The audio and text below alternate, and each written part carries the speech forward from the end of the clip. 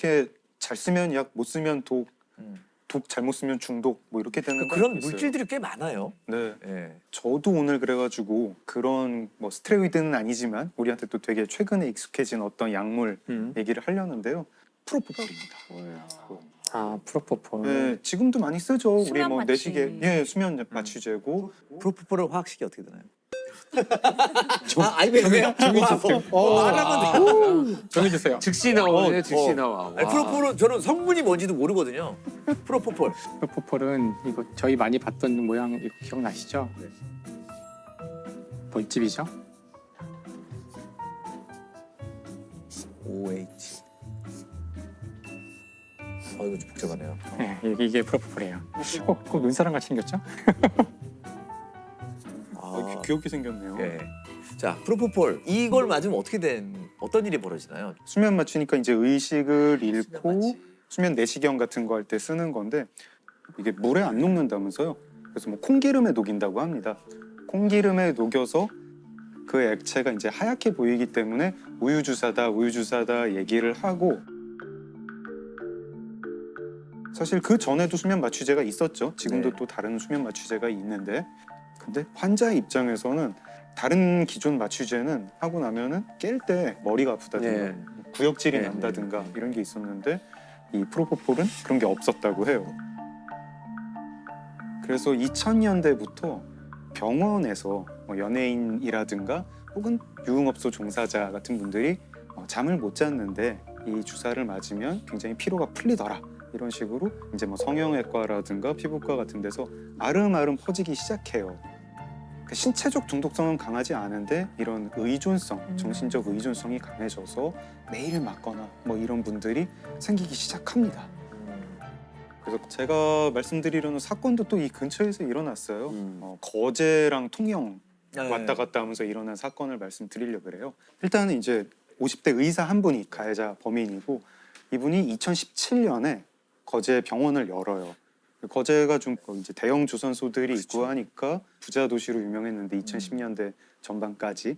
근데 이분이 병원을 열었을 때는 2017년에는 조선업이 이미 불황이고 그래서 거제 경기도 굉장히 꺼져 있었어요. 그래서 이분은 병원을 열었지만 뭐 돈을 벌기는커녕 2달 만에 빚이 6억 원이 됐다고 해요. 그때부터 이분한테 어떤 안 좋지만 짭짤한 수입이 생겨요. 뭐냐? 주변에 유흥업소 종사자들이 와서 이 우유주사를 맞고 가는 거죠. 피해자는 이제 A씨라고 할게요. A씨가 5월부터 와서 맞기 시작합니다. 보통 프로포폴 10ml를 맞으면은 한 3-4시간 정도 잠이 든다고 해요. 처음에 와서 뭐 6ml를 맞아요. 6ml를 맞고 푹 주무셨나 봐요. 기분 좋았나 봐요. 며칠 있다 또 와서 또 맞아요. 14ml 맞고, 그리고 또 며칠 있다가 또 놔주세요. 이번에는 30몇 ml, 이후로 막 30ml 이런 식으로 용량이 늘어납니다. 그러다가 5월 말이 되면 이제 하루에 60ml를 맞게 돼요. 10배를 더 맞은 네. 거네요. 그러다가 6월이 되면 6월 12일부터 24일까지 13일 동안 매일 맞으세요. 매일 맞고 하루에 막 100ml씩 맞는 그런 날도 있어요. 처음에 6mm에서 시작했다가. 네, 6mm에서 시작했다가. 그래서 그리고 병원장도 이제 걱정이 되죠. 계속 와가지고 이 주사를 놓으니까 당신 지금 프로포폴에 중독이 되는 것 같다. 큰 병원에 한번 가봐라. 이런 말은 했다고 하는데 그 이상의 조치는 취하지 않았다고 해요. 그리고 이 병원장 입장에서는 A씨를 참 놓치기가 힘들었을 것 같은 게 한 번 주사를 맞을 때마다 30만 원에서 50만 원씩 돈을 받았다고 합니다. 그래서 문제의 날은 7월 4일인데 이상한 일들이 이 병원에서 많이 벌어지는데, 그날 하나는 뭐냐면 그날 간호사들이 출근을 안 해요. 그 병원장이랑 싸워서 출근을 안 해서 접수 데스크의 직원이랑 병원장이랑 이렇게 병원을 간호사 없이 운영을 했어요. 그리고 이 A씨가 와서 프로포폴 주사를 맞았죠. 처음에 12ml를 투약을 합니다.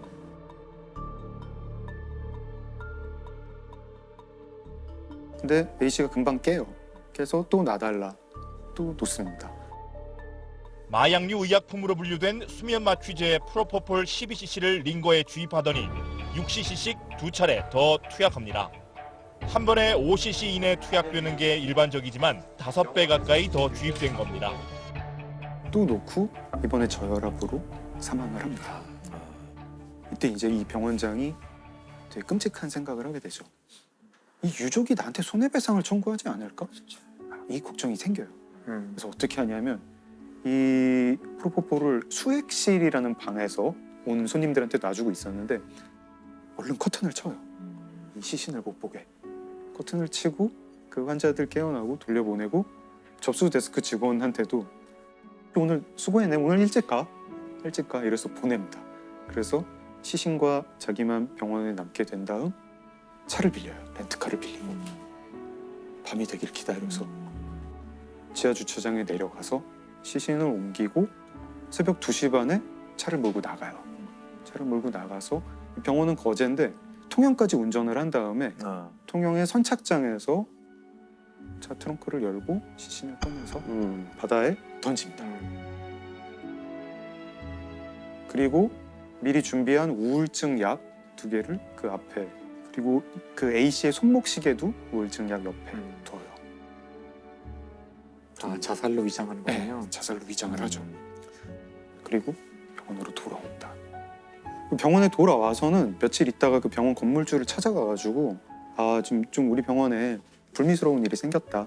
간호사가 프로포폴을 몰래 빼들고 갔는데 좀 안 좋은 소리 안 나왔으면 좋겠고 대충 뭐 덮고 싶다 이러면서 병원에 CCTV를 좀 지워달라. 고 해서 그 건물에 CCTV를 지웁니다. 그래서 CCTV를 지우고 병원 진료 기록도 조작하고 자기는 완전 범죄를 꿈꿨죠. 다음 날 오후 1시가 되어서야 비로소 지나가는 행인이 보고 뭐 사람 아니야? 이렇게 해서 통영 해경에 신고를 합니다.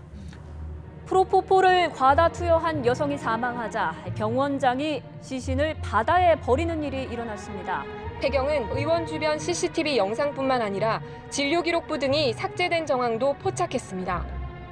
대검찰청 과학수사부가 복원한 영상에서 프로포폴 투여 장면이 확인되자 뒤늦게 혐의를 인정했습니다. 병원장은 잡혔고 징역 4년을 받습니다. 그러면 이 병원장 같은 경우에는 시신 유기인가요? 죄목이 크게 4가지였는데요. 마약류 관리법 위반, 사체 유기, 업무상 과실치사, 그리고 의료법 위반이었습니다. 마약류 관리 위반은 그 뭐 향정신성 약품인데 관리 대장을 제대로 작성하지 않았다. 의료법 위반은 이 진료 기록을 위조했다. 그리고 또 이제 병원에서 변사가 있으면 신고를 해야 되는데 하지 않았다. 근데 여기에 이제 좀 으스스한 에필로그가 하나 있는데 간호조무사도 한번 잡혀요. 이 병원 간호조무사. 왜요? 그날 저녁에 병원장은 시신을 어떻게 처리해야 할까 하고 고민하고 있을 때 간호조무사가 그 병원에 와서 프로포폴을 훔쳐가요. 프로포폴 투여 환자 시신 유기로 문제가 되고 있는 의원의 간호조무사도 자신에게 프로포폴을 불법 투여한 것으로 드러났습니다. 최근까지 해당 의원에서 일했던 A씨는 지난 5일 일하던 의원에서 약품을 몰래 가져왔다며 혐의를 인정한 것으로 전해졌습니다. 이상한 무슨 블랙 코미디 영화 같죠? 괴담 같은 이 사건과 무관하게. 네. 이 사건과 자기도 병원장과 맞으려고. 무관하게. 근데 이런 사고가 되게 똑같은 게 또 있더라고요.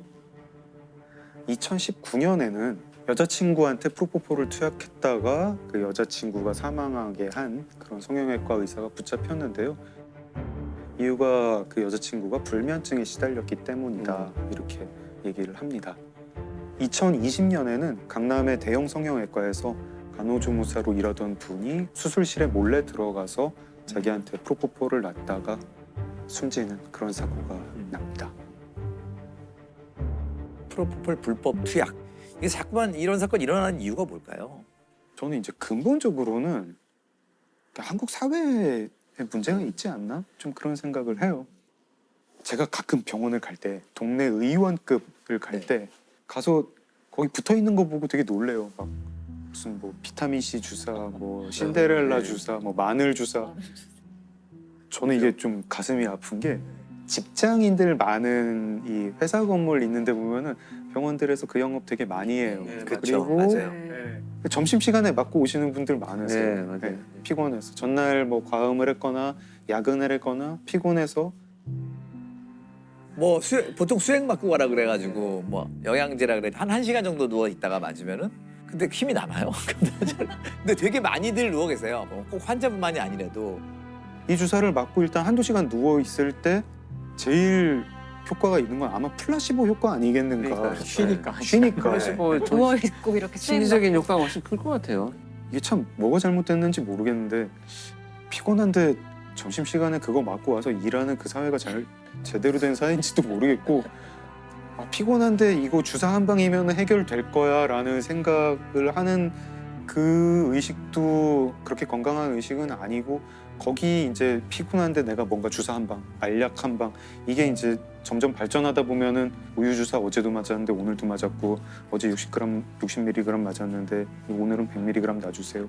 아까 사망한 A 씨 같은 경우에 그 2달 남짓한 동안 프로포폴을 얼마나 많이 맞았냐면 다 합하니까 1.4리터. 와, 진짜 심각하네. 아 그리고 한 방을 되게 좋아해요. 한 방을 좋아해요. 빨리 예. 봐. 한 방. 원샷. 그러니까 꾸준히 3개월 동안 나아지겠다는 방법을 택하는 분들이 생각보다 되게 좋고 그러니까 사실 이게 요거 한 번. 참 이상한 것이 원래 이런 문제의 근원 자체가 너무 효율을 추구해서 빨리빨리 그렇죠. 뭔가 끝내야 네, 되기 네. 때문에 생긴 문제인데 그 해결도 되게 효율적으로 하길 바라는 거예요. 이게 말씀하신 대로 충분한 시간을 두지 않아서 생긴 문제조차도 충분한 시간을 두지 않고 해결하려고 그러니까 이게 해결될 리가 없죠. 오늘 제가 얘기하려는 중요한 그 사건은 바로 이 GHB가 그 성범죄에 사용된다는 것이 널리 알려지게 된 계기가 바로 버닝썬 사건인데요. 그 클럽에서 남성 고객들을 유인하기 위해서 그 GHB 그것을 판매하거나 심지어 사용하는 것을 이제 묵인한다는 그런 의혹이 제기됐기 때문인데요. 여기서 태국 남성이 한 사람 등장을 해요. 태국 남성이 버닝썬의 VIP 룸에서 만났던 한국 여성과 뭐 술을 마시고 그러다가 여성은 정신을 잃었어요. 나중에 봤는데 이게 뭔가 이제 안 좋은 거죠. 분명히 성폭행을 당한 것 같고 그래서 이제 가서 신고를 하고 했지만 이제 이미 제가 이야기한 것처럼 증거는 나오지 않았어요. 그 CCTV를 보면은 그 피해자가 별다른 저항 없이 그냥 호텔로 들어가는 장면이 잡혀 있어요. 그게 왜냐면은 그 GHB를 먹고 그 기억이 나지 않는 상태에서도 몸은 그냥 움직일 수 있다고 그러더라고요. 의식이 없는 상태에서도. 근데 이것이 이제 어떤 문제를 일으키냐면은 나중에 이렇게 CCTV 같은 증거가 남았을 때 이게 자의에 의해서 같이 그 호텔에 가거나 한 것이다라는 식으로 이제 악용이 될 수 있는 이제 그런 상황이 실제로 많이 만들어지거든요. 그래서 상당히 안 좋은 그런 효과라고 할 수 있죠. 그래서 증거가 나오지 않으니까 뭐 이 사람을 뭐 붙들어둘 수는 없는 거고 이 사람은 이제 한국 사람이 아니고 태국 사람이니까 태국으로 출국을 해버려요. 근데 결국 그때 수사가 좀 뭔가 부진했다는 이제 나중에 결론이 나와서 지금은 다시 또 이제 수배를 했다고 하더라고요. 근데 뭐 돌아오지 않으면 잡기는 어려우니까 지금 증거가 있는 것도 아니고 이제 그런 상황이라고 하는데 어쨌든 이 이야기가 나오자 사람들이 사실 나도 그런 일이 있었어, 나도 그런 일이 있었어 하면서 이제 그 우리나라에서 많은 사람들이 불뽕, 그다음에 이 GHB라는 것의 문제에 대해서 모두가 깨닫게 된 거죠.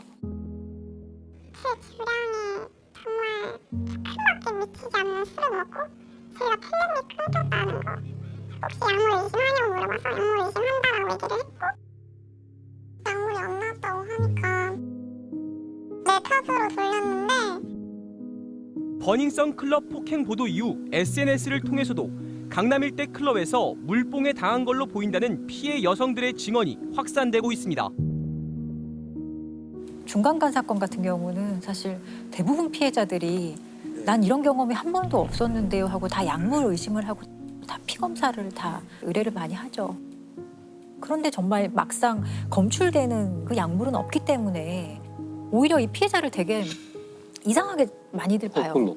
술 먹어서 그럴 수도 있지. 왜 술 먹다가 보면은 이전에 자기의 어떤 행동과 다르게 할 수도 있잖아요. 근데 단순히 술을 많이 해서 만취해서의 상황과 조금은 다른 것 같다는 생각을 저도 많이 했거든요.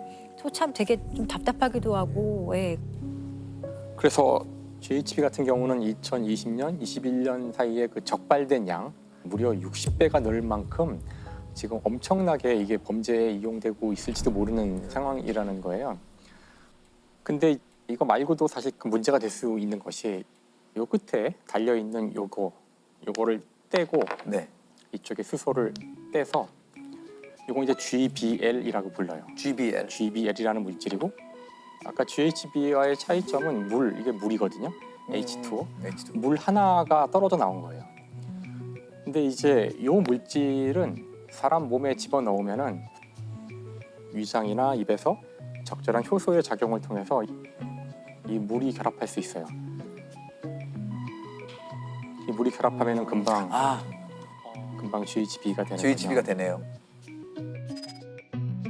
예, 이런 원리가 있는데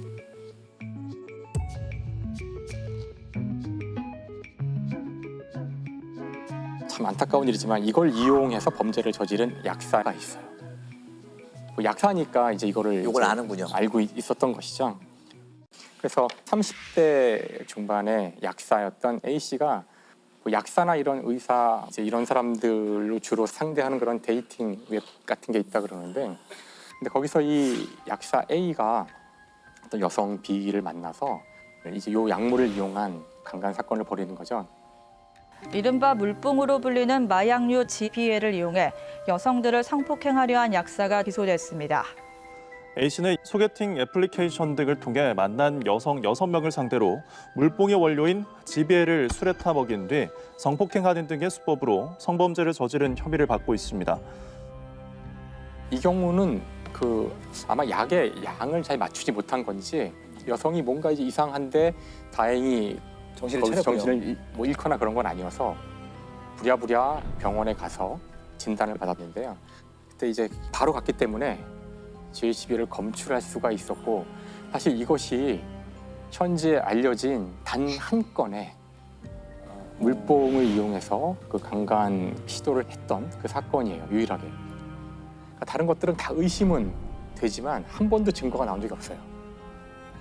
그래서 검찰은 이제 수사를 한 끝에 약사 A 씨에게서 그 GBL을 1리터를 구매했다는 기록을 찾게 돼요.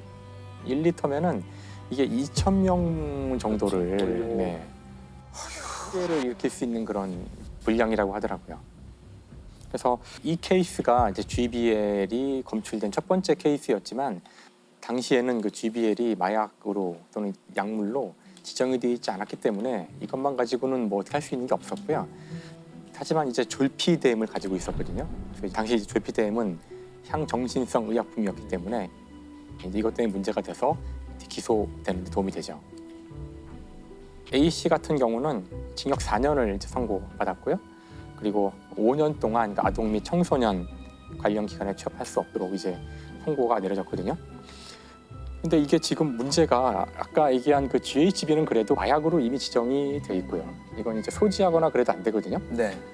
근데 문제는 이 물질은 아직 정식으로 이렇게 범죄용 약품으로는 지정이 안 돼 있다고 하더라고요. 사건 일어났을 당시에는 요 GHB의 원료가 되는 GBL은 그냥 원료인 거예요. 원료이기 때문에 이거는 소지하고 관리하고 마약류 관리에 관한 법률에 따른 어떤 제재가 전혀 없었던 거예요. 이게 좀 문제가 많았기 때문에 그 마약류 관리에 관한 법률에 보면 아주 좀 유해하거나 뭔가 오남용이 우려될 때 그럴 때 임시 마약류 지정을 하는 그런 제도가 있어요. 식품의약안전처에서 이걸 지정을 하는 건데 2022년 1월이 되어서야 GBL이 그 임시 마약으로 지정이 돼요. 1년 이상의 유기징역이거든요. 그러니까 뭐 최대 30년까지 처벌받을 수 있는 거죠. 보통 뭐 약물로 인한 성범죄가 좀 더 가중 처벌이 있나요? 약물을 사용했기 때문에 더 가중 처벌한다는 규정은 우리나라에는 없어요. 예. 우리는 그래도 이제 마약에 대해서 좀 철저하게 관리를 해왔던 나라이기 때문에 이런 식의 얘기가 조금 뒤늦게 지금 나오기 시작을 한 거고 최근에 사실 되게 많이 퍼져 있다고 저도 느껴지거든요. 뭐 약물을 사용해서 결국에 의식을 잃게 만드는 게 목적이잖아요. 그리고 뭔가 성범죄를 아주 용이한 상황을 만드는 거기 때문에 이것 자체가 폭행으로 보거든요. 강간 상해죄나 강간 치상죄가 성립하는 경우가 있죠. 저는 칼과 총하고 무슨 차이가 있는지 모르겠어요. 더 위험할 수도 있죠. 사실은. 그러니까요. 그냥 칼을 들고 있다고 해도 피할 수도 있을 거고 눈에 보일 수도 있지만 이런데 몰래 타는 약물은 사실 오히려 모를 수 있기 때문에 이런 약물을 이용한 범죄를 특정 강력범죄에 신설을 한다든지 형량을 좀 더 강화한다든지 그럴 필요성은 전 충분히 있는 것 같아요. 사실 이게 우리만의 문제가 아니라 지금 말씀하신 것처럼 미국에서 2000년에 데이트 강간 약물 처벌법 통과가 됐는데요. 그게 나오게 된 그 배경도 그 바로 전해죠. 1999년에 15세 소녀가 그 약물을 주입받고 아마 범죄자는 성폭행 같은 걸 할 목적으로 약물을 투여했을 텐데 그 약물 때문에 죽어요. 사망을 해요. 근데 그때 투입했던 그 약물이 바로 이 GHB 바로 이거였거든요. 그래서 이제 그때 법이 만들어지면서 아주 강하게 최대 20년 그다음에 이 약물을 단순 소지하는 것만으로도 3년의 징역을 부과하는 그런 법들이 만들어지거든요.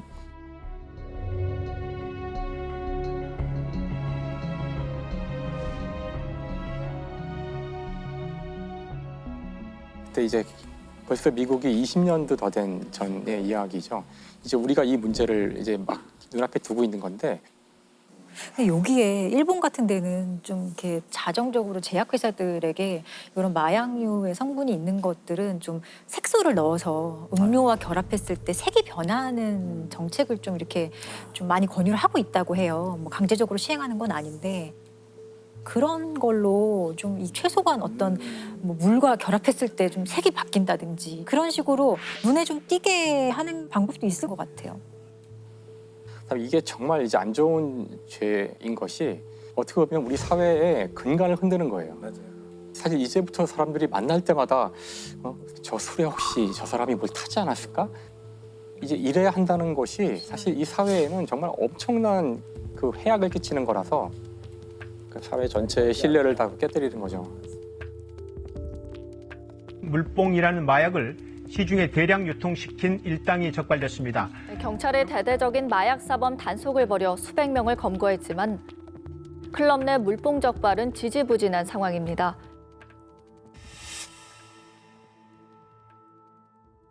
사실 이 약물을 사용해서 성폭행을 하거나 이런 성범죄를 저지르는 일은 굉장히 역사가 깊어서 아주 많은 사례들이 있었어요. 근데 이제 지금 문제가 되는 것은 그 금방 사라져서 잘 검출이 되지 않는 약물이 존재할 수 있다는 거죠. 그래서 비록 지금 당장은 뭐 검출하는데 어려움이 있다고는 하지만 언제나 그래왔듯이 아마 과학기술이 다시 발전을 할 겁니다. 그래서 모든 범죄를 반드시 잡아낼 거기 때문에 아마 오늘 이 이야기를 들으면서 많은 분들이 되게 좀 불안해하실 것도 같은데 그러니까 그럴수록 더 빨리 우리가 이에 대해서 대응을 해야 되지 않을까 그런 생각을 해봅니다. 왜 이런 세상이 됐을까 좀 이제 마음이 아프네요. 올림픽 하면 떠오르는 범죄 중에 뭐가 있으세요? 저는 도핑 테스트, 약물에 관련된 범죄 가장 많죠. 사실 도핑이라는 게 역사가 되게 오래됐다고 하더라고요. 특히나 이 70년대, 80년대, 60년대 이럴 때는 굉장히 이게 너무 성행을 했는데 성행했던 가장 중요한 이유 중에 하나가 미소 냉전 시기였잖아요. 그러니까 올림픽이라는 것이 그 두 체제, 공산주의와 자본주의의 체제 경쟁의 장이 됐던 거예요. 여기에 특히 이제 목숨 걸고 뛰어들었던 나라들이 그 당시 소련, 그러니까 지금 이제 러시아죠, 하고 동독이었대요. 동독. 사실 이게 말이 안 되잖아요. 운동 경기에서 이긴다고 어느 체제가 더 우월할 리가 없는데 88 올림픽, 서울 올림픽 때 동독이 몇 위였는지 아세요? 국가 순위? 거의 2, 3위 아닌가요? 2위죠, 2위. 2위 맞아요.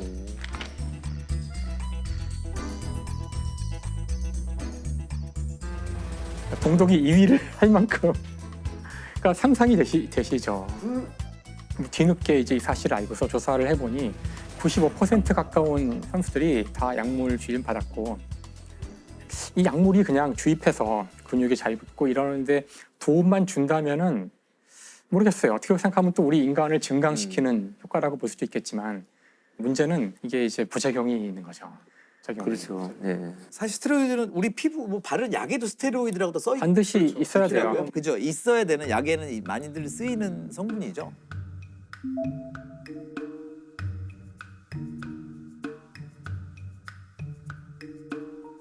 근데 아나볼릭 스테로이드라고 해서 원래는 이제 남성 호르몬이 많이 나와서 근육을 만드는 데 도움을 주는 것인데 이걸 이제 장기 복용하게 되면 남성 호르몬 같은 게 인위적으로 주입된 거기 때문에 남성 같은 경우는 이게 결국은 자신이 스스로 만드는 호르몬은 안 나오게 돼요. 고환이 아주 작아지죠. 이게 들어가서 온갖 다른 문제를 많이 일으켜서 오래 못 가요. 남성을 살게 되는데 이제 의존할 수밖에 없게 되고 이 끔찍한 사례 중에 하나가 이제 안드레아스 크리거라는 여성 투포한 동독 선수였는데요.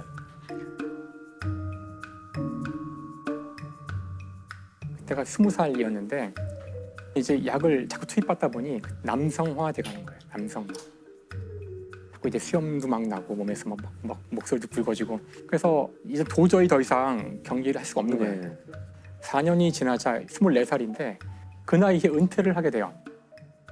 근데 그걸로 끝나는 것이 아니라 결국은 이제 성전환 수술을 해서 남성으로 살게 되는데 원래 이름은 안드레아스가 아니라 안드레아스는 남자 이름이거든요. 원래 하이디예요. 하이디 크리거였는데 나중에 엄청난 후유증에 시달리게 돼요.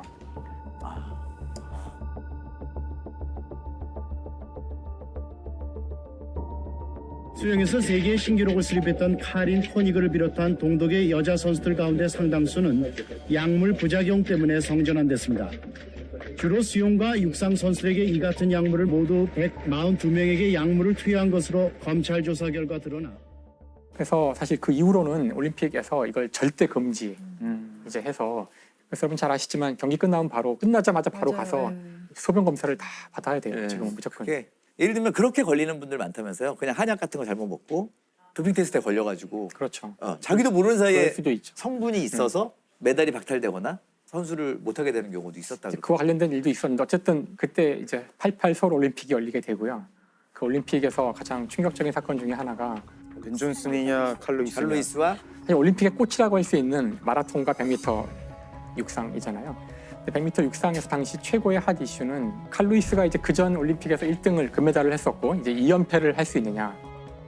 근데 벤 존슨은 새롭게 나타난 스타인데 캐나다. 그렇죠. 세계 신기록을 보유한 사람이에요. 뜨는 이제 새로운 별과 그 오래된 스타와 누가 이길 것인지 전 세계가 이목을 집중시키고 있었고. 차려.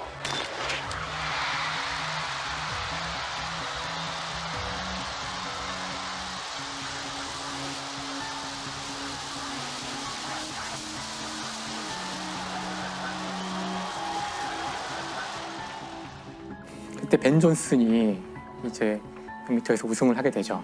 근데 놀랍게도 얼마 후 신문에 정말 지금도 기억이 나요. 신문 일면에 이따만하게 벤 존슨 약물로 그 박탈당하게 됐다는 기사가 나왔었죠. 근데 결국은 칼루이스가 진짜 어부지리로 금메달을 따게 되는데 그때 8명의 선수가 결승을 뛰었는데요.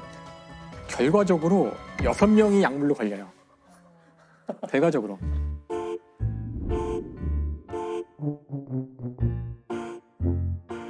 다 만연해 있었다는 거네요. 정말 이건 너무하는 거죠. 그래서 사실 칼루이스도 3개 약물에서 양성이 나왔어요. 나왔는데 이 경우는 이제 가서 설명을 했대요. 뭐 이런 이유 때문에 뭘 먹었는데 그것 때문에 그래서 막 회의를 해가지고 그래 이건 아닌 것 같다 해서 넘겨준 거고요. 그러니까 얼마나 당시에 약물이 만연돼 있었다는 거죠. 이런 일을 겪고 나니까 이제는 도핑 테스트가 상당한 수준에 올랐고 이제는 못하는 걸로 널리 인식이 되었지만 이제 우리 모두 알고 있듯이 러시아에서 사실 그 뒤에서 지속적으로 정부 주도 육상 연맹이 거기에 딱 가담을 하여 아주 조직적으로 이제 이걸 해왔다는 증거들이 있었고 그래서 대규모로 이제 잡히게 돼요.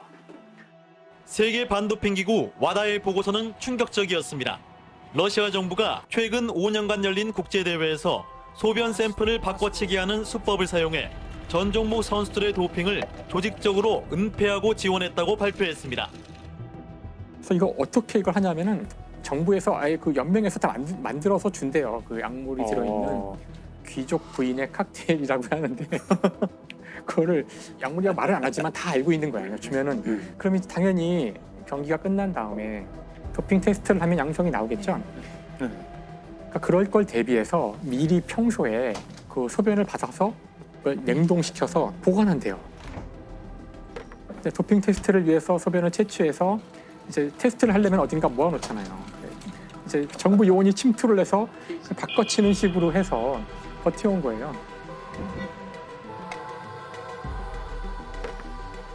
야, 정말 진짜 어이가 없어가지고 결국은 이게 이제 밝혀지죠. 밝혀져가지고 IOC에서 이거를 아주 강력하게 제재를 해야 하는데 참가를 못하게 하는 건 아니고. 그래서 막 나라 이름 못 쓰고 뭐 이런 거 있지 않았나요? 그렇죠. 국기도 못 쓰고. 나라 이름을 쓰지 못하게. 그리고 깃발도 러시아 깃발을 들지 못하고. 다음에 금메달을 따더라도 보통 금메달을 따면은 시상대에 서 있고 국기가 올라가고 국가를 연주하는데 그것도 못하고요. 얼마 전에 있었던 도쿄 올림픽에서 마찬가지였잖아요. 그때도 러시아 깃발을 들지 못했지만 참여를 하게 됐는데 이게 과연 충분한 제재인지 잘 모르겠고요. 맞습니다. 러시아 이름을 걸고 가지 못한다. 뭐 이 정도로 그냥 끝난 거죠. 너무 말도 안 되는데 그것도. 선수들의 조금 생각을 많이 존중해 준 것도 있는 것 같아요. 올림픽만 바라보고 사는 선수들 때문에. 모르겠어요. 올림픽뿐만 아니라 운동 경기, 도대체 우리는 왜 운동 경기를 보는가? 왜 이렇게 열광할까? 기록이 뭐 9초, 뭐 9.5초 그런 숫자가 더 작아지는 것을 보려고 보는가? 그게 아니지 않을까요? 우리가 그 숫자에 열광하는 이유는 그 숫자를 얻기 위해서 이 선수가 들였을 눈에 보이지 않는 노력과 인내와 그 인간의 어떤 그 인간성, 인간의 어떤 그 아름다움에서 우리가 어떤 희열을 느끼기 때문에 경기를 보고 열광하는 것이지 그 숫자를 보고 금메달을 보고 열광하는 것이 아닌데. 맞아요. 그러니까 저는 이걸 보면서 이게 올림픽 경기에 대한 이야기이긴 하지만 우리나라에서도 수많은 것들이 이렇게 숫자들로 평가가 될 때가 많잖아요. 우리는 오로지 1등, 뭐 어떤 100점, 만점 뭐 이런 것만 추구할 때 결국 똑같은 문제가 생길 여지가 있지 않을까, 이제 그런 생각을 해보게 되는 것 같아요. 아무리 조작을 하려고 해도 흔적은 어떻게든 남게 되는 것 같아요. 그렇죠. 사실 그 범죄의 흔적과 관련해서 중요한 살인의 방법이랄까? 그 가운데 하나가 독살하는 방법이 있어요. 독살. 원래 독살이란 건 아주 오랫동안 사람을 죽이는 데 쓰여졌던 범죄의 수단인데 그 이유는 독살을 했을 때 범인이 누군지 알기가 어려웠기 때문에 그렇거든요. 그렇죠. 김정남 독살에 신경성 독가스인 VX가 쓰인 것으로 파악됐다고 밝혔습니다. 블라디미르 푸틴 대통령의 정적으로 꼽히는 러시아 야권 운동가가 독극물 중독 증세로 입원했지만 중태입니다.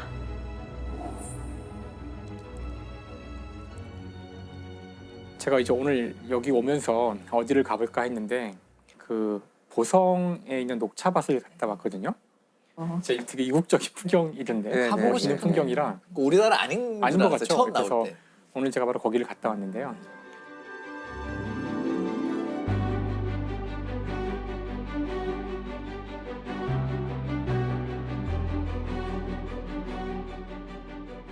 여기 너무 멋있어요.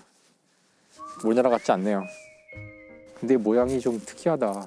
위에서만 보다가 이 나무가 되게 꼬불꼬불해요, 안에가. 근데 이게 참 신기하네요. 이걸 따다가 어떻게 먹지 이걸?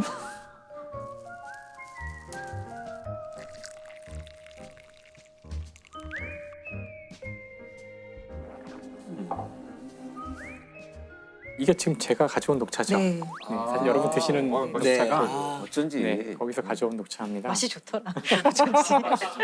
교수님 막 따신 건 아니죠? 따고 싶었는데 따는 시기가 아니어서 따지 못했고요. 그래서 이 녹차, 사실 녹차와 홍차는 같은 잎으로 만들어지지만 이제 어떤 식으로 그 처리하냐에 따라 달라지는 건데 유명한 그 사건이 하나 있어요. 이른바 방사능 홍차 사건. 들어봤는데 러시아에서 푸틴이 그렇죠. 진짜 거기는 떠드는 얘기만 보면 대통령이 직접 홍차 한잔 할까요? 이런 식으로. 이 이야기는 그 러시아의 비밀 요원이죠. 알렉산드르 리트비넨코라는 사람이 있는데 이 사람이 러시아를 벗어나서 영국에 망명을 하게 돼요. 더군다나 이 사람이 영국에 가서 그냥 가만히 있었던 것도 아니고 막 그 현재 러시아 정부를 막 비판하고 아마 러시아 입장에서는 눈에 가시 같은 존재였을 수 있어요. 근데 이 사람이 어느 날 러시아에 있을 때 동료였던 두 사람을 만나게 되는데 두 사람을 만나고 와서는 갑자기 막 몸에 이상이 생겨서 몸이 막 뒤틀리고 이러다가 곧 죽게 돼요. 머리칼이 다 빠지고 혈색을 잃어버린 남성, 전직 러시아 스파이 리트비넨코의 사망 직전 모습인데요. 자신을 이렇게 만든 건 푸틴이라며 처참하게 죽어가는 모습을 스스로 공개해 전 세계가 충격에 빠졌습니다. 푸틴 정권을 공개적으로 비판해 러시아 정부의 눈에 가시였던 리트비넨코. 지난 2006년 11월 런던의 한 식당에서 전직 동료들을 만나 녹차를 몇 모금 마신 뒤 며칠 지나지 않아 구토와 극심한 복통을 호소했습니다. 그러니까 사람들이 이 사람이 이건 중요한 사람이기 때문에 왜 죽었을까? 그래서 이 사람을 부검하고 조사를 해봤더니 놀랍게도 이제 이 사람의 혈액에서 폴로늄이라는 방사능 물질이 검출돼요. 폴로늄. 아마 들어보시지 못했을 확률이 굉장히 큰 물질인데요. 폴로늄. 그 일반적으로는 존재하기가 거의 힘든 인공적으로 만들어지는 방사능 물질이에요. 이것도 화학 기호가 있나요? PO, 폴로늄. 그래서 폴로늄은 언제 이게 저희가 그 공부하다가 듣게 되냐면은 퀴리 부인 할 때 얘기가 나와요. 퀴리 부인. 네, 퀴리 부인이 먼저 폴로늄에서 폴로늄을 추출하고 방사능 물질, 그 다음에 나중에 라듐을 추출하게 되는데 폴로늄을 붙인 이유가 그렇죠. 조국. 폴란드에 이름을 붙인 거예요. 이 방사능 물질 폴로늄을 살인 도구로 썼다는 뜻은 이건 전 세계 몇 개의 나라밖에 할 수가 없는 그것도 최고위 어떤 그 정보부라든가 이런 데서밖에 할 수 없는 그런 평소에 보통 사람들은 얻어낼 수 없는 물질이라는 얻어낼 수 없어요. 우리 여러분 접근할 수도 없고 이거 볼 수도 없어요. 일반적으로는. 그러니까 뭐 다른 독극물을 써도 되는데 굳이 그걸로 죽인 그럼 이유가 우리가 죽인 거 맞아라는 거 은근히 알리는 거죠. 네. 보복한 까불지 거야. 말아요. 그렇죠. 결국 2016년 영국 정부는 그 러시아의 푸틴이 이 살인 사건의 배후인 것 같다라고 공식 발표하게 됩니다. 푸틴 러시아 대통령이 10년 전에 발생한 러시아 스파이 독살 사건을 직접 승인했을 것이라는 보고서가 영국에서 나왔습니다. 원자로에서 만들어지는 방사성 독극물 폴로니엄 210을 러시아 정부의 개입을 보여주는 증거로 꼽았습니다. 조사팀은 리트비넨코 살해 작전이 러시아 연방보안국과 푸틴 대통령에 의해 승인됐을 것이라고 결론 내렸습니다.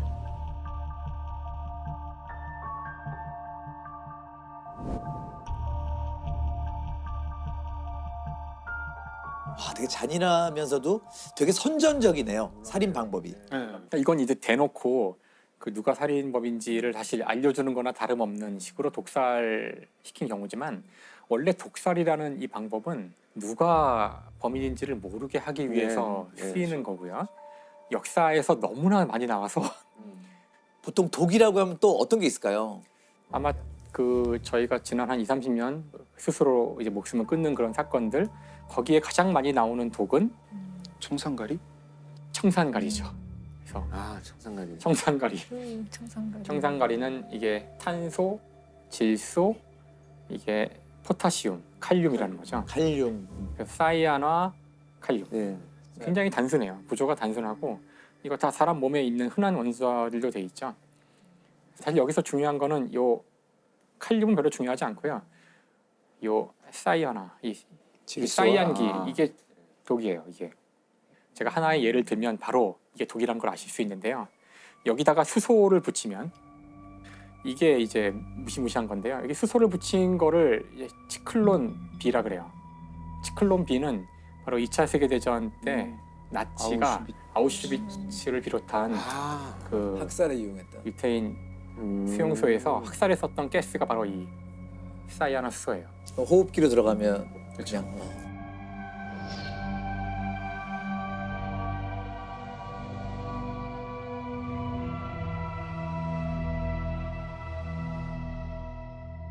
이게 얼마나 효율적인 독인지는 이미 2차 세계대전 때 검증이 된 거죠. 그래서 이게 사실 몸에 들어오면은 이게 그 어떤 역할을 하냐면은 사람의 몸의 세포에는 미토콘드리아라는 게 있어요. 미토콘드리아는 쉽게 얘기해서 에너지 공장이에요. 그 산소와 음식물을 결합하는 그 반응이 일어나는 곳이 바로 미토콘드리아인데요. 이게 들어가면은 미토콘드리아가 산소를 처리하지 못하게 만들어요. 그러니까 아무리 내가 숨을 쉬어서 산소를 세포로 보내도 사실상 세포는 산소가 없는, 그러니까 세포가 질식해서 죽게 되는 거죠. 그렇게 돼요. 그래서 이게 그 사망하신 분들을 보면 이제 마치 질식사의 어떤 그 흔적처럼 아무리 숨을 쉬어도 산소는 가지 않아요. 세포로 가서 아무 역할을 못 해요. 네, 그러니까 무서운 거죠. 여기서 그래서 우리가 한번 질문을 던져볼 수 있는 게 과연 독이란 무엇인가? 독 이런 질문을 해볼 수 있거든요. 사실 이런 많은 독들이 어디서 오냐면은 식물에서 많이 와요. 식물. 그렇죠. 그럼 왜 식물은 독을 만들까? 이런 생각을 해볼 수가 있어요. 자기를 보호하기 위해서. 동물은 위험에 처하면은 도망가면 되거든요. 네네. 근데 식물은 위험에 처하면 어떻게 할 수 있을까요? 도망갈 수가 없으니까 도망갈 수가 없죠. 그 자리에 있어야 사실 되니까. 모든 식물은 기본적으로 다 독을 만들어요. 모든 식물은 독초예요. 그러니까 이것이 독이다 아니다라는 기준은 단지 우리가 그 식물이 만든 독을 감당할 수 있느냐는 거고, 근데 그것도 감당한다는 거지 결국은 독이에요. 그러니까 그것도 양이 어느 이상 되면은 감당 못해요. 저희가 한번 다뤘지만 에탄올 같은 경우는 식물이 아니라 균이 만드는 독이죠. 효모균이. 그렇죠. 그러니까 이런 것들은 독이기 때문에 근본적으로 우리 몸에 들어왔을 때 뭔가 마비를 시켜요. 네. 특히 동물을 대상으로 할 때는 신경계에 마비를 줘서 뭔가 신경이 약간 작동 안 되게 만드는데 우리 같은 큰 동물은 조금 먹어도 그 정도 마비는 기분이 좋은 거야. 적당히 마비가 되거나, 그래서 우리가 그거를 이제 그 기분이 좋게 하거나 그런데 먹는 것뿐이지 기본적으로는 다 독이에요. 그래서 뭐 카페인, 니코틴 이런 거 다 독이에요. 그렇죠. 니코틴 중. 또 중독이라는 얘기 많이 하잖아요. 니코틴 그렇죠. 중독된다. 니코틴이 중독되는 건데 오늘의 비장의 이거 진짜 오늘 뭐 주술이 계속 나옵니다. 와 이렇게 복잡해요? 니코틴? 그러니까 이게 제가 이제 사실 범잡 나오면서 자꾸 이제 이 분자로 이것저것 만드는 거 재밌더라고요. 그래가지고 집에 이거 300개짜리 샀어요. 그래가지고 막 이것저것 만들어 보는데 오늘 다룰 거 이렇게 조립해서 오시고 오늘 안 다루는 것도 이제 막 화학식 나오면 만들어 보고 하는데 이게 니코틴이랍니다. 이때까지 만드신 것 중에 제일 복잡한데요? 이건 만드니까 참 보람도 있고 뿌듯하더라고요. 네, 그래서 이게 니코틴인데 검은색이? 검은색은 탄소고요. 다음에 파란색이 질소, 다음에 하얀색은 수소죠. 그러니까 그냥 니코틴 같은 경우도 이제 아까 이야기 들어오면 이것이 신경에 영향을 주는 물질이라서 조금 섭취하면은 이제 기분이 좋아지죠. 근데 많이 섭취하면 당연히 안 좋고요. 이것도 이제 다량을 한꺼번에 농축된 니코틴을 섭취하면은 죽을 수 있어요, 당연히. 경북 상주 농약 사이다 사건입니다. 경북 상주의 한 마을 회관에서 음료수를 마신 할머니들이 의식을 잃고 쓰러져 중태에 빠졌습니다. 국과수 감정 결과 음료수에는 살충제 성분의 농약이 들었던 것으로 확인됐습니다. 무색 무취의 농약이라서 할머니들이 농약이 섞여 있다는 것을 모른 채 음료수를 마셨던 것으로 보입니다. 때는 이제 2015년 7월 14일이고요. 마을 회관에 할머니 7분이 모입니다. 7월이니까 덥잖아요. 그렇죠. 아우 더우니까 목마르다. 뭐 먹을 거 없나? 마실 거 없나? 하고 냉장고 문을 열어요. 사이다가 페트병으로 있었는데 뚜껑이 사이다 뚜껑이 아니라 자양강장제 뚜껑으로 닫혀 있었어요. 할머니 한 분이 그걸 꺼내 와가지고 밥그릇에 돌려가지고 나눠 드십니다. 나눠 드시는데 한 분은 내가 집에서 마가루를 이제 물에 타가지고 마시고 와가지고 난 안 먹겠다 이러면서 한 분은 안 드세요. 드시고 나서 조금 있다가 한 분, 두 분 쓰러지세요.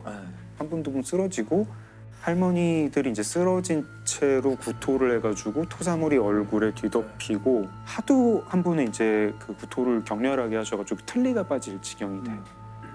제일 젊었던 할머니가 비틀거리면서 나가요. 마을회관 옆집에 살던 할머니가 마당을 기어다니던 할머니를 보고 형님 왜 그래요? 이러면서 119에 신고를 합니다.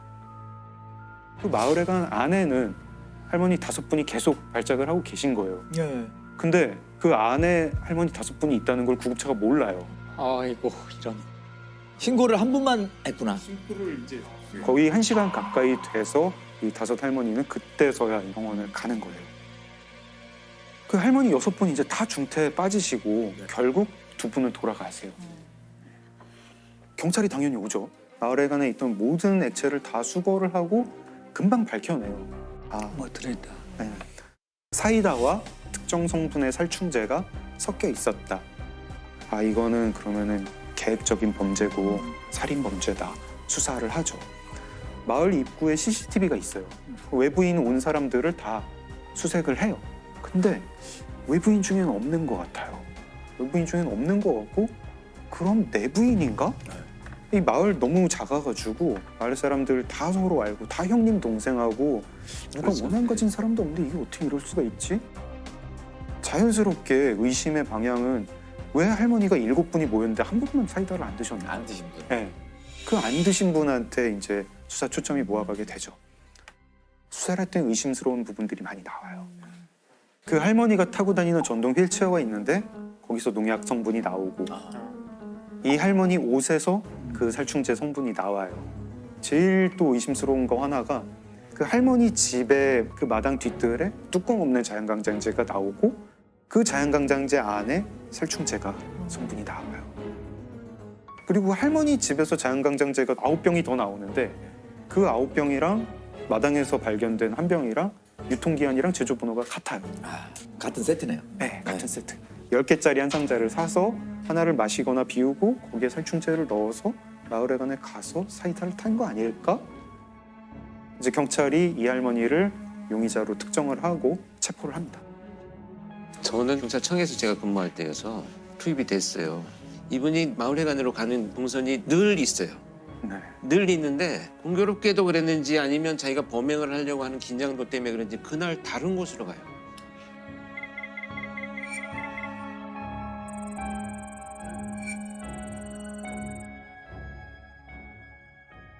이제 그 다음부터가 문제인데, 정황 증거는 있죠. 정황 증거는 있는데 물증이 없어요.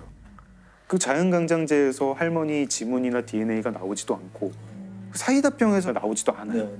그리고 할머니가 그 살충제를 사이다에 섞는 게 CCTV에 찍힌 것도 아니고 그걸 본 사람도 없어요.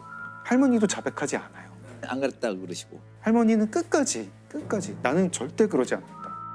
강력범죄의 어떤 성향이 있는 분들도 아니고 하니 계기만 만들어주면 잘 자기가 이 범죄가 왜 저질러졌는지에 대한 동기를 스스로 밝히고 자백할 줄 알았는데 끝까지 완강하게 결국은 마지막까지 이렇게 자백하지 않고 갔는데, 그렇게 해서 국민참여재판에 신청을 하게 돼요.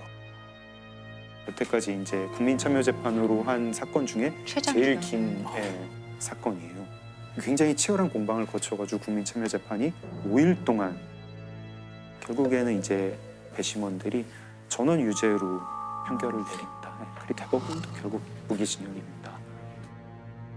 정황 증거 쪽으로 간 거네요. 네, 정황 증거가 너무 유력한 게 많다 보니까 이 정도면 유죄로 봐야 된다.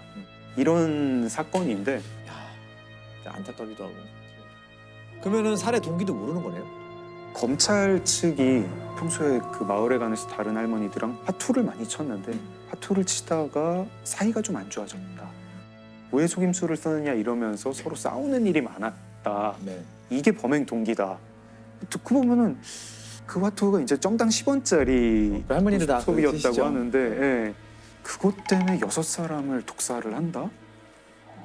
살해 동기도 지금 그 검찰 측에서 주장하는 그걸로만 화투 지금 때문에 싸움이다. 동기가 사실 끝까지 우리 마음을 좀 불편하게 하고 너무 사소하거나 이해할 수 없는 이유라 이거죠. 근데 농업 전문지에 농민분들이 이제 칼럼 쓰는 거를 보면은요, 이런 게 되게 되풀이해서 나와요. 이렇게 답답한 줄 몰랐다. 스트레스는 참을 만한데 어디 갈 데가 없다. 사람 눈을 피해서 어디 갈 곳이 없다. 특히 이제 여성 농민 같은 경우에 거기 지역 전체가 이제 가부장적인 분위기고 남편이 또 이제 굉장히 가부장적인 사람인 경우에 자기 이 쌓인 한을 어디다 풀 데가 없는 거예요. 네네. 실제로 이 상주 농약 사이다 사건 판결문에 이렇게 적혀 있습니다. 피고인은 1950년경 남편과 결혼 후 극심한 가정폭력에 시달려 순탄치 않은 40년의 결혼 생활을 해왔다. 피고인은 오랜 기간 누적되어 온 강압적 환경에 대한 스트레스 및 폭력에 의한 억압, 자존감 저하로 인하여 급기야 사소한 감정 문제에도 심한 분노를 느끼는 지경에 이르렀다. 제가 종합보고서에 썼던 내용이거든요. 학대받는 여성 증후군의 증상들을 조금 나타내셨어요, 이분이. 실제로. 그 문제로 인해서 이분이 자기가 뭔가 침해받는 것에 대해서 너무 예민한 반응을 해오셨어요. 그러니까 분노나 이런 건 조절이 잘 안 돼 있고 내 텃밭에 누군가 옆집에서 팔을 한 2단만 여기 심어놓게요 해도 뽑아서 막 던져버릴 정도로 이제 감정이 극단적으로 왔다 갔다 하는 약간 문제가 있어서 이게 누적되어 와서 나를 무시하고 속여 나를 계속 뭐 이런 것이 이제 촉발되었다고 보는 거죠. 씁쓸하게 또 저희 마음을 좀 무겁게 만드는 사건이었습니다. 투구꽃 살인 사건. 투구꽃. 네. 카미야 치카라라는 이제 40대 남자고요. 이 남자는 사건 일어날 때 부인과 결혼한 지 불과 3개월밖에 안 됐었어요. 신혼부부였죠. 네. 이들 부부는 오키나와를 여행을 합니다. 오키나와를 여행을 하다가 여행 마지막 날 이제 호텔에서 같이 아침을 먹고 체크아웃을 하고 공항에 가요. 공항에 가서 카미야는 나는 이제 급한 일이 생겨서 돌아가겠다. 당신은 친구들이랑 여행을 계속 해라. 네, 이래가지고 이때가 한 12시쯤인 것 같아요. 카미야는 이제 가고 이 부인은 친구랑 같이 오키나와 섬 옆에 이시가키 섬이라고 섬을 가요. 네. 이제 이시가키 섬에 도착하니까 1시 조금 안 되고 택시를 타고 호텔로 가는데 거기서부터 이 카미야의 젊은 부인이 좀 상태가 안 좋아져요. 막 땀을 막 흘리고 뭐 좀 약간 호텔에 가서는 급격히 상태가 안 좋아져가지고 막 구토를 하려고 하고 약간 마비 증상이 오는 것 같고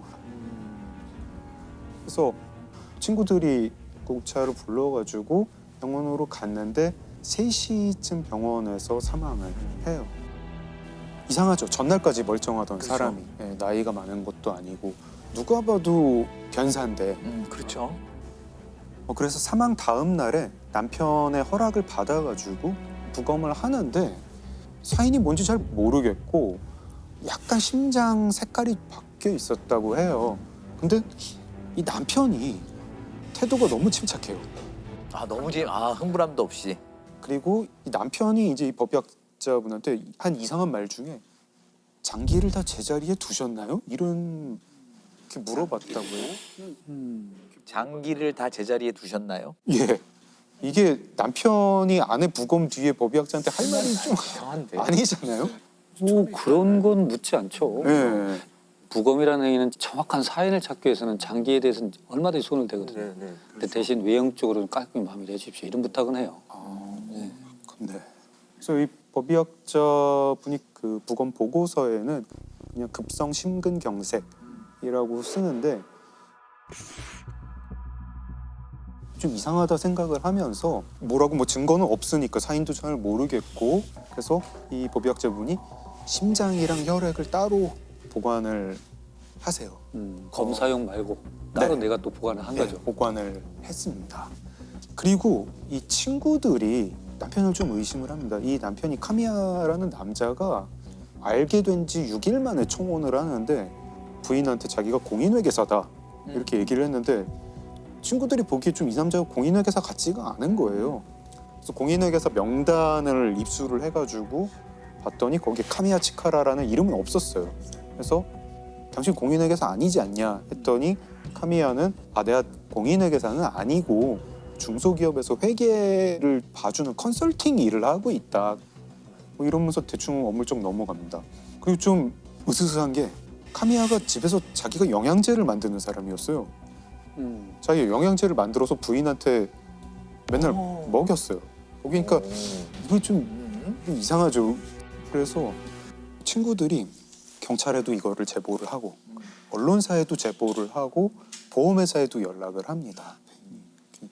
혹시 이 사람 생명보험 든 거 없냐. 카미야는 처음에는 자기가 보험 든 게 없다고 했는데 나중에 보니까 있었어요.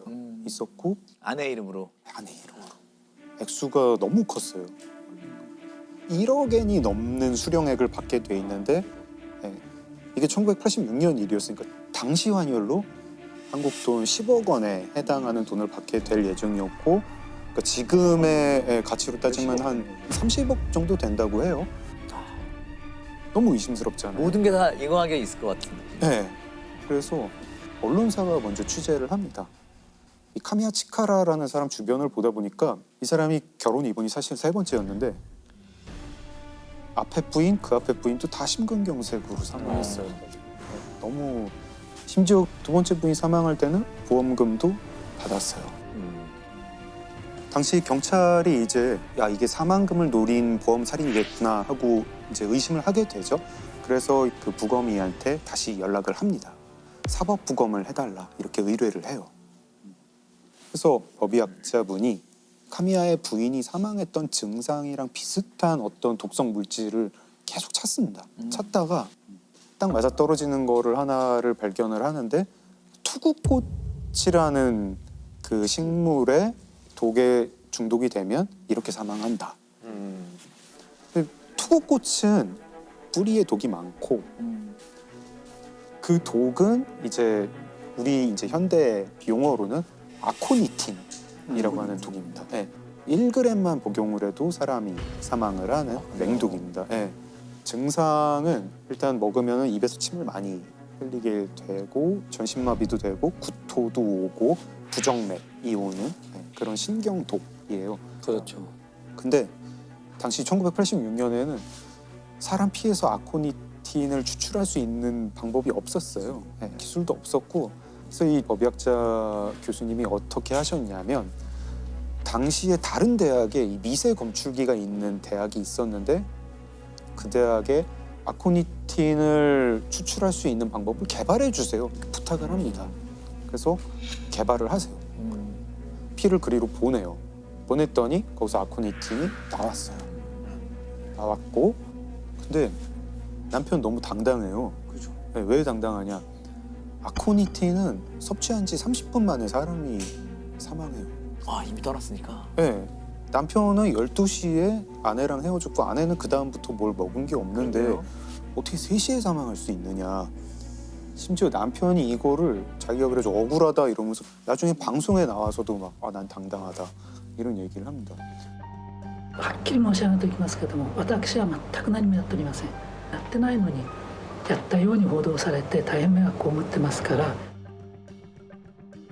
경찰이 보기에 이 카미야 아무리 봐도 범인인데 어떻게 해야 될지 모르겠어가지고 일단 카미야를 조사를 했더니 이 사람이 투구꽃을 화분을 69개를 구입했다. 어느 차원에서 이런 걸 알게 됩니다.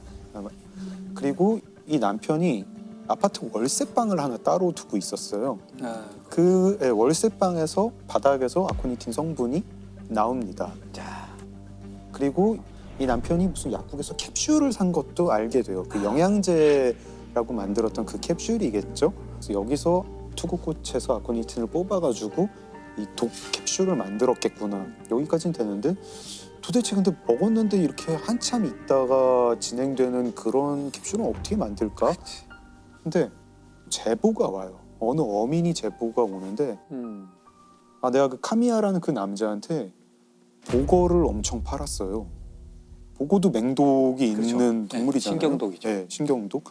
그래서 법의학자분이 계속 연구를 하시는데 굉장히 희한한 사실을 알게 됩니다. 보고독이랑 아코니틴이 몸에 들어오면 둘이 서로 방해를 해요. 기량작용을. 네, 기량작용을 합니다.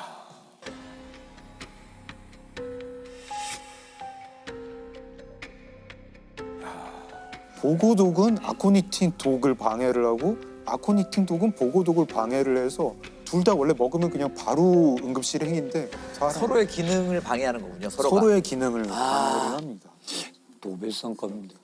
아니 그거를 연구할 정도면 그냥 연구를 그 하지. 정도는 연구비로 받을 수 있을 텐데. 범인 카미야 치카라. 아이고. 이 사람은 그러니까 아파트를 빌려가지고 자기 사설 독극물 연구소를 차린 거잖아요. 그런 거네요. 나중에 보니까 생쥐도 여러 마리 구입을 했더라고요. 그 아파트에서 어떻게 하면 보험금 잘 탈 수 있을까? 어떻게 하면 사람 잘 죽일 수 있을까? 이거를 가지고 치밀하네요. 치밀하죠. 세상에. 이거는 연쇄살인의 계획이네요. 그러니까 첫 번째, 두 그 번째 사건만 가지고 이렇게 연구할 리는 그랬어요. 없어요. 네. 근데 사실 전 부인 같은 경우에는 뭐 지금 입증할 수는 없어서 기소는 못 합니다. 그래서 3번째 부인만 가지고 기소를 해서 무기징역을 받았고요. 감옥에서 암에 걸려가지고 2012년에 사망을 했습니다. 이 사건을 해결하는 게 결국 이 법의학자 분이 혈액을 보관해서 해결하게 된 거죠. 아마 그 부검 의사는 심장이 문제거든 심근경색은 주로 동맥경화가 있어야 되거든. 어떤 형태는 혈류의 공급이 안 돼야 돼요. 근데 젊은 여성들은 에스트로겐이나 호르몬이 있기 때문에 심근경색이 올 일이 없어요. 동맥경화가 막아져요. 그러다 사건이 풀리게 돼요. 그러니까 젊은 여성의 심근경색이 이해가 안 되니까 보관을 다 해놓은 거예요. 관상동맥도 깨끗하고.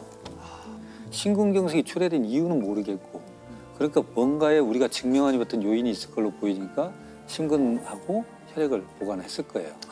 그러다 사건이 풀리게 되죠. 진정한 법의학자의 정말 그 열정이네요. 그렇죠. 그러니까 항상 의심하는 자세. 네. 한 사건 부검하셨죠? 네. 이제 부검은 국가수 있을 때 주로 많이 했죠. 지금 대학에서는 연간 한 120건 정도 하니까요. 네. 그래서 보통은 이제 부검을 통해서 사인을 밝히는 법의학적 해석도 하지만 부검 이후에 나온 감정서에 대한 재해석을 하는 경우도 있어요.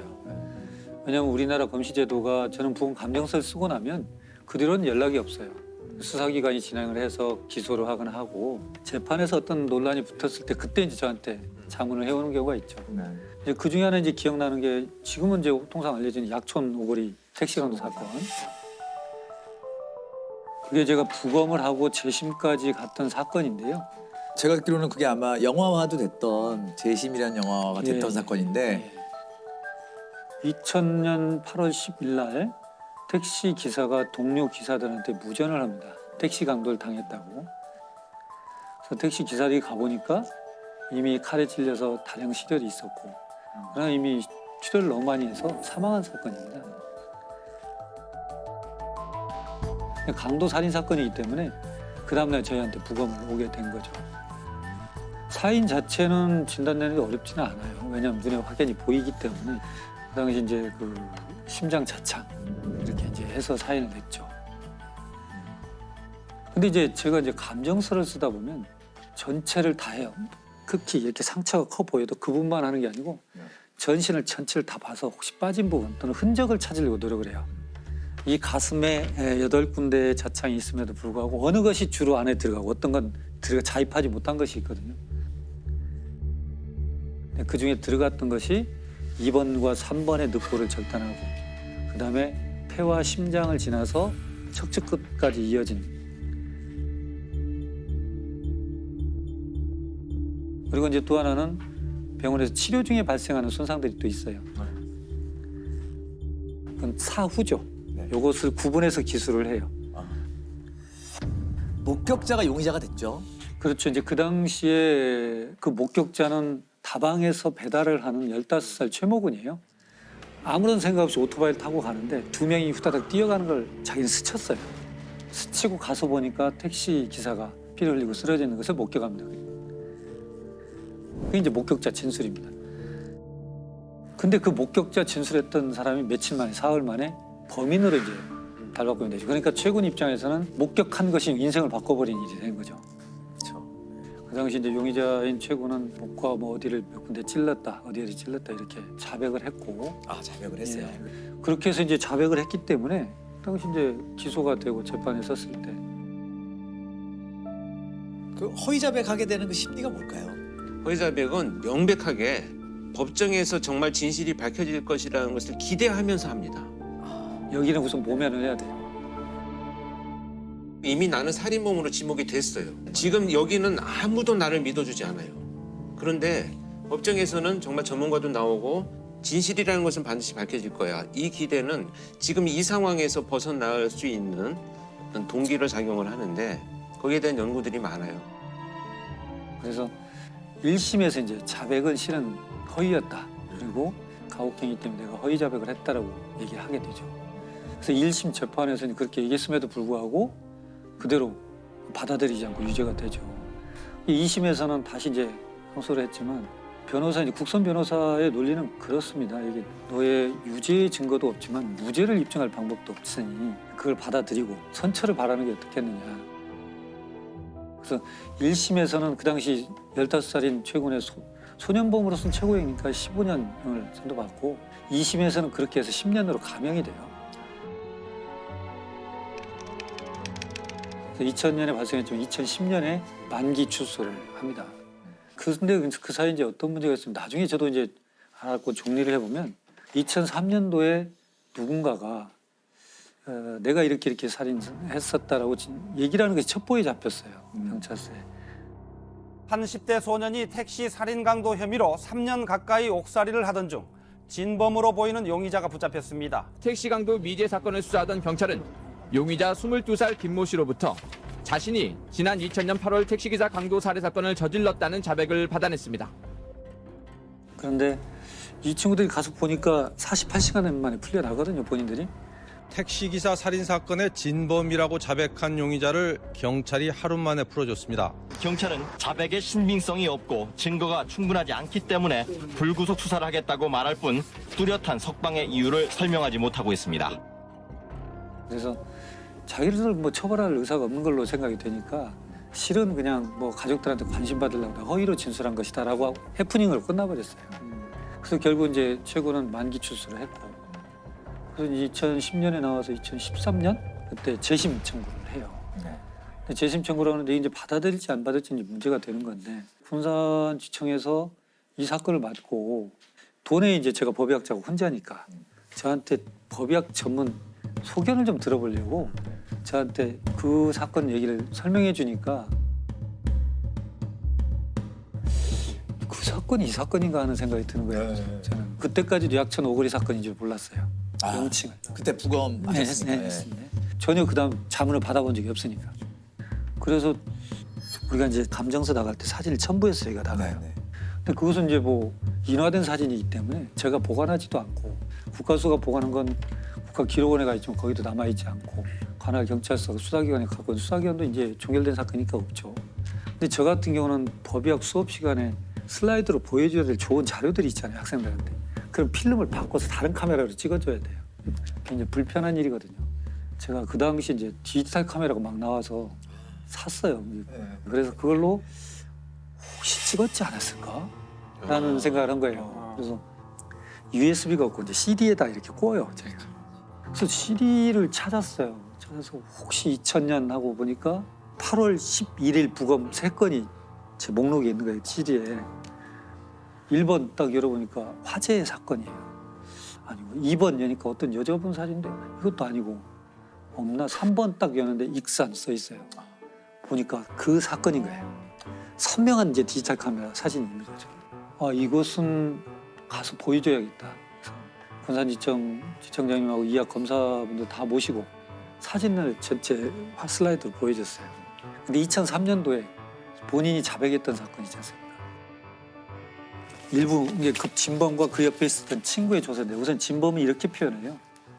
돈을 다 내놓아라 라고 하자 택시기사가 놀래면서 밖으로 나가려고 하는 것 같아서 제가 제 왼팔로 택시기사 왼쪽 어깨 옷을 잡고 오른손으로 잡고 있던 칼로 쇄골 부위를 찌르자 칼끝에 뼈가 걸리는 느낌이 들었으며, 칼끝이 어디에 걸린다는 표현은 경험하지 않으면 못해요, 말을. 그건 소설 속에도 없고 배우지 못해요.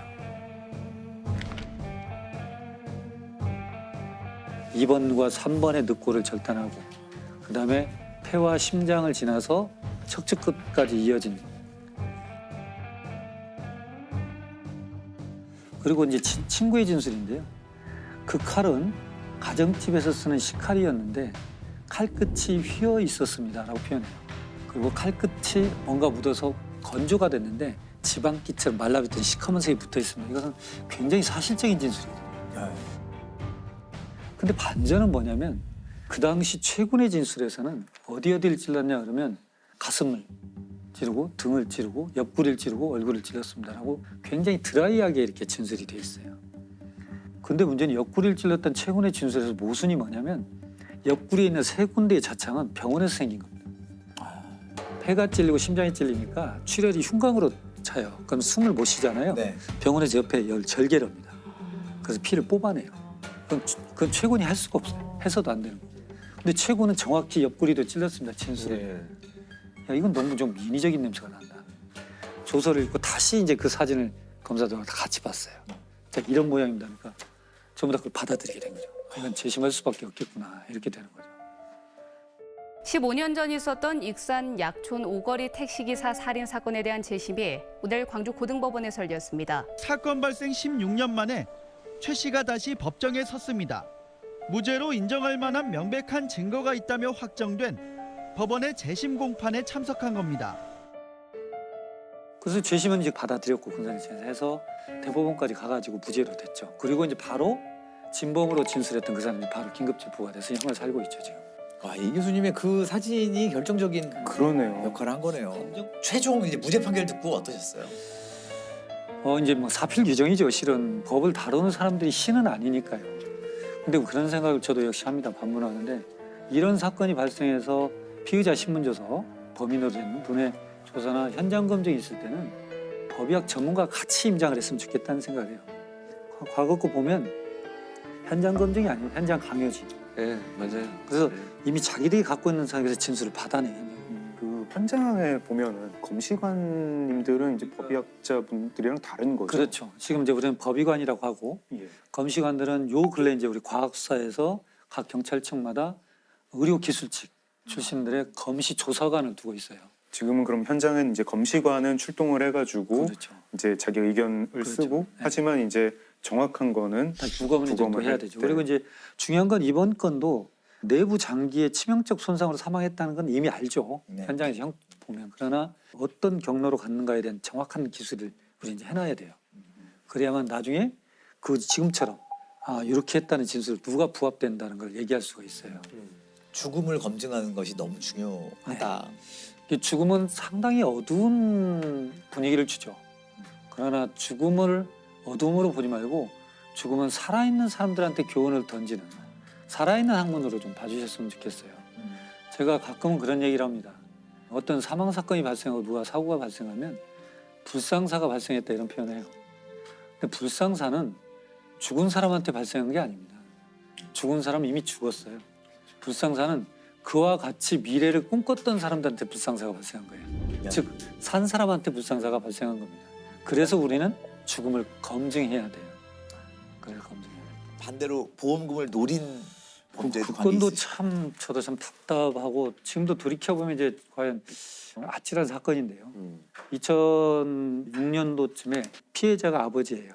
아버지가 이제 조수석에 탔고 아들이 운전하고 운전자의 어머니가 탑승하고 차량이 갑니다. SUV 차가. 근데 교차로에서 좌회전하면서 이미 정차돼 있던 소나타를 충격을 해요. 주도를. 그러고 나서 조수석에 탔던 이 망인만 가서 보니까 이미 사망한 상태예요. 크리스마스 밤에 교통사고로 한 50대 공무원이 숨졌는데요. 일가족이 타고 있던 SUV 차량이 신호대기 중이던 승용차를 들이받았습니다. 이 사고로 SUV 차량 조수석에 타고 있던 공무원 54살 김모 씨가 그 자리에서 숨졌습니다. 가족들은 가장인 김 씨가 교통사고로 숨졌다고 진술했고 서둘러 시신을 화장했습니다. 가족이 탑승한 상태에서 조수석에 탄 사람만 돌아가셨잖아요. 당연히 응급실 인턴쌤은 교통사고로 인한 사망, 의심할 여지가 없이 사망진단서를 띄워줬죠. 그런데 사고 처리반은 우리 공 교수님 아시겠지만 사고 처리용 사진을 찍는 거예요. 첨부해야 돼 사진. 그 사진을 몇 장을 찍고 사망진단서는 발부됐고 사고 처리라는 것은 인정이 돼 있으니까 당연히 끝났죠. 근데 이게 이제 교통사고인데 문제는 장례 연락을 안 했어요. 부고를. 직장에도 연락하지 않고 또 형제들한테도 연락하지 않고 아무한테도 연락하지 않고 장례를 치러버려요. 화장을 해버렸어요. 그러고 나니까 이게 좀 이상한데 가족들은 수사를 요청을 해도 시신도 없고 사진만 있고 그러니까 이게 자꾸 안 풀리던 사건이 있었어요. 그리고 또 수사를 계속 진행하다 보니까 참 독특한 게 밝혀져요. 정차돼 있던 차 있었죠. 피해 차량. 그 운전자가 망인의 부인과 내연관입니다. 그 사람은 자백을 합니다. 실은 내가 이렇게 해서 서 있으면 어디에 몇 시에 돼 있으면 와서 이렇게 해서 교통사고 보상금 2001년도부터 한 14개 정도 들어놨거든요. 14개. 7억여 원 정도 수령을 하는데 내가 좀 나누겠다라고 내가 그때 나왔다. 이렇게 자백을 합니다. 근데 어떻게 죽였는지 난 모른다. 그건 들은 바가 없다. 그래서 법정에서 밝힐 수가 없죠. 그래서 결국 보험 사기로만 1심에서는 정리가 돼요. 아들은 보험금 수령한 다음에 외국으로 갔어요. 기소 중지가 되고 그 부인은 보험 사기로 5년형, 또 공범인 내연하면 1년 징역 살고. 경찰은 이제 단순 보험 사기뿐만 아니라 살인 사건으로 이제 중점을 두고 증거에 대한 계속 추적을 했습니다. 왜냐하면 그때 탔던 SUV 차량 충돌 과정에도 에어백이 터지지 않았어요. 또 하나는 그때 교통사고 분석을 해보니까 시속 약 40km 미만으로 가고 있었던 속도이기 때문에 탁승자가 사망할 수 있다 이렇게 생각할 수가 없는 상태거든요. 근데 지금 2008년도에 저한테 이제 자문 의뢰가 됐죠. 근데 시신이 없구나 그러면 할 수가 없어요. 제 입장에 참 어렵다. 사건 기억을 다시 한번 들어봤어요. 그래서 보니까 그렇게 했는데 사진상 보면 전방 유리창이 2군데가 깨져 있어요. 거기에 2군데가 충돌돼 있으면 누군가가 2번 부딪혀야 되거나 또는 조수석이니까 뒷좌석에 탔던 부인이 부딪히거나. 네네. 부인과 운전자인 아들은 아주 정상이거든요. 근데 이게 좀 이상하다. 근데 시신 장례식장에서 찍은 사진이거든요. 지금 교통사고 처리반이. 근데 딱 뒷면을 보는데 시반이 형성이 잘 돼 있어요. 시반이라는 게 그 피가 이제 고여가지고 그럼 피부 결국은 밑에 우리가 사망했다 그러면 심장이 멈추는 거거든요. 심장이 멈추면 혈액이 돌아다닐 힘을 잃어요. 그럼 이건 맥체이기 때문에 중력이 작용하는 방향으로 그대로 이동을 해요. 그냥 시간이 걸립니다. 어느 정도 자리를 잡으면 색깔이 나타나기 시작해요. 근데 이 사람은 앉아있는 상태에서 사고가 나고 응급실 가서 계속 실려가면서 등 뒤로 이동할 수 있겠죠. 근데 시반이 사망한 지 1시간 반 만에 그렇게 형성될 수가 없어요. 조수석에 타기 전에 이미 누워있는 상태에서 시반이 형성됐어야 돼요. 사망 시간을 그 훨씬 전으로 봐야 돼요. 그래서 2심에서는 이게 이제 무기징역이 되죠. 그리고 이제 살인 혐의가 돼서 외국에 나와 있던 아들은 민터폴로 체포가 돼서 들어왔죠. 일단 둘 다 이제 무기징역. 단순 교통사고 같았지만 망자의 부인과 아들이 범인으로 지목됐습니다. 김 씨 앞으로 14개의 보험이 가입돼 있었고 피해 차량 주인이 숨진 김 씨 부인의 내연남인 것도 의문이었습니다. 재판부 역시 김 씨가 살해된 상태로 사고를 당했다고 판단했고 김 씨의 부인과 아들에게 각각 무기징역을 선고했습니다.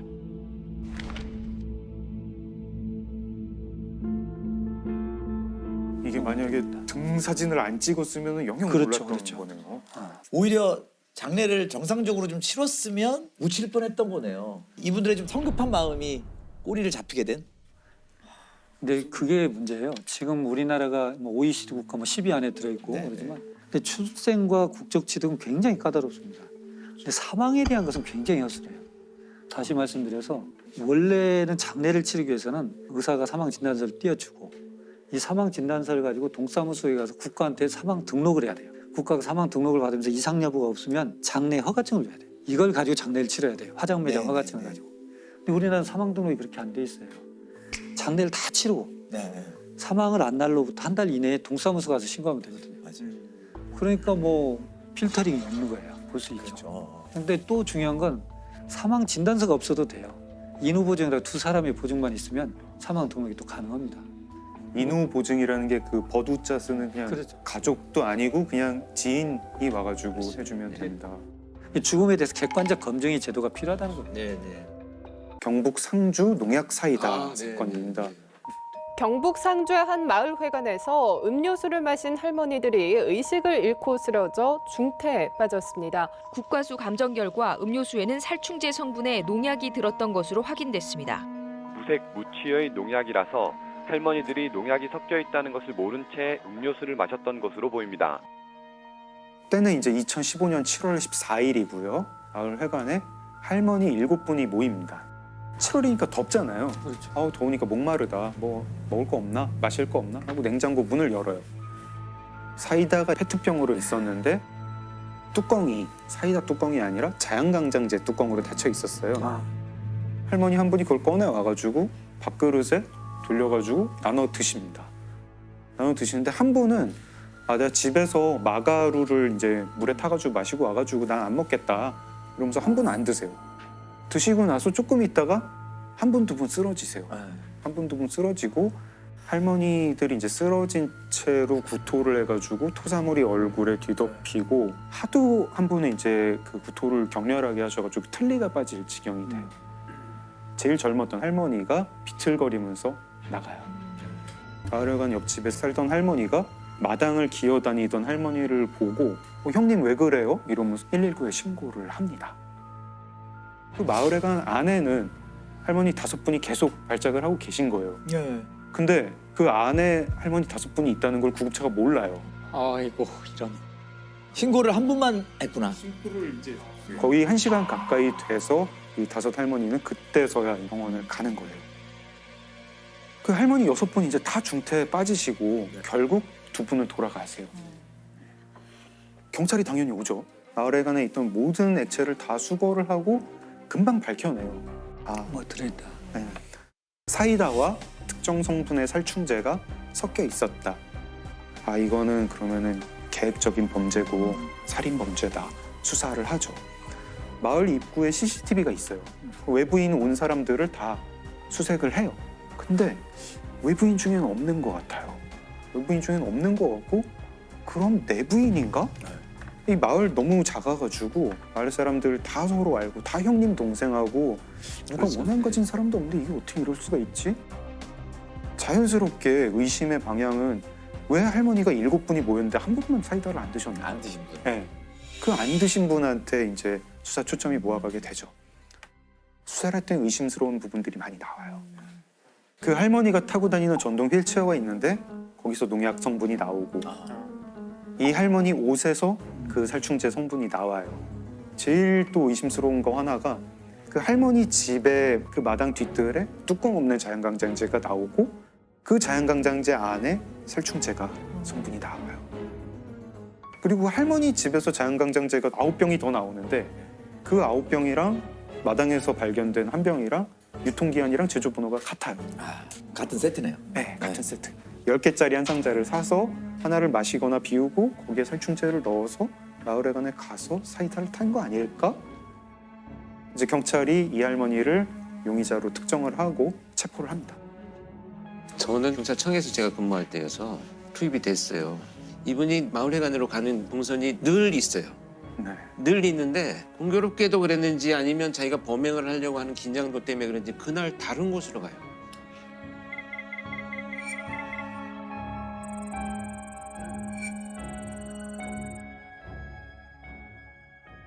이제 그 다음부터가 문제인데 정황 증거는 있죠. 그렇죠. 정황 증거는 있는데 물증이 없어요. 그 자연강장제에서 할머니 지문이나 DNA가 나오지도 않고 사이다병에서 나오지도 않아요. 그리고 할머니가 그 살충제를 사이다에 섞는 게 CCTV에 찍힌 것도 아니고 그걸 본 사람도 없어요. 할머니도 자백하지 않아요. 안 그랬다고 그러시고. 할머니는 끝까지 나는 절대 그러지 않는다.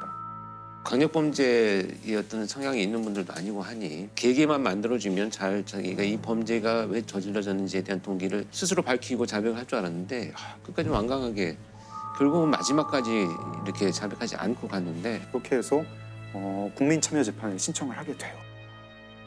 여태까지 이제 국민참여재판으로 한 사건 중에 제일 긴 사건이에요.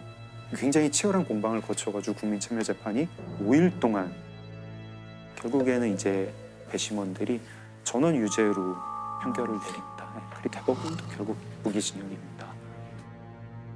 정황 증거 쪽으로 간 거네요. 네, 정황 증거가 너무 유력한 게 많다 보니까 이 정도면 유죄로 봐야 된다. 이런 사건인데 안타깝기도 하고.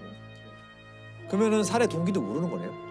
검찰 측이 평소에 그 마을에 가면서 다른 할머니들이랑 화투를 많이 쳤는데 화투를 치다가 사이가 좀 안 좋아졌다. 왜 속임수를 쓰느냐 이러면서 서로 싸우는 일이 많았다. 이게 범행 동기다.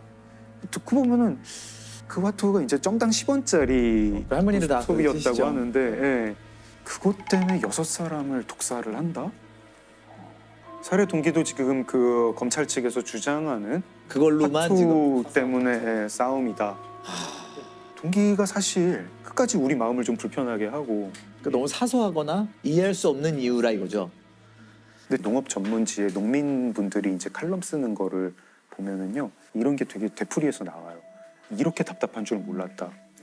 스트레스는 참을 만한데 어디 갈 데가 없다. 사람 눈을 피해서 어디 갈 곳이 없다. 특히 이제 여성 농민 같은 경우에 거기 지역 전체가 이제 가부장적인 분위기고 남편이 또 이제 굉장히 가부장적인 사람인 경우에 자기 이 쌓인 한을 어디다 풀 데가 없는 거예요. 네. 실제로 이 상주 농약 사이다 사건 판결문에 이렇게 적혀 있습니다. 피고인은 1950년경 남편과 결혼 후 극심한 가정폭력에 시달려 순탄치 않은 40년의 결혼 생활을 해왔다. 피고인은 오랜 기간 누적되어 온 강압적 환경에 대한 스트레스 및 폭력에 의한 억압, 자존감 저하로 인하여 급기야 사소한 감정 문제에도 심한 분노를 느끼는 지경에 이르렀다. 제가 종합보고서에 썼던 내용이거든요. 학대받는 여성 증후군의 증상들을 조금 나타내셨어요, 이분이. 실제로.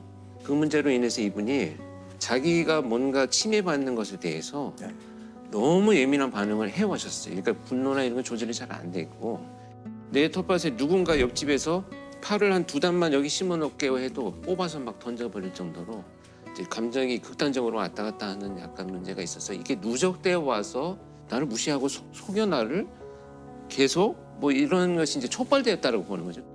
씁쓸하게 또 저희 마음을 좀 무겁게 만드는 사건이었습니다.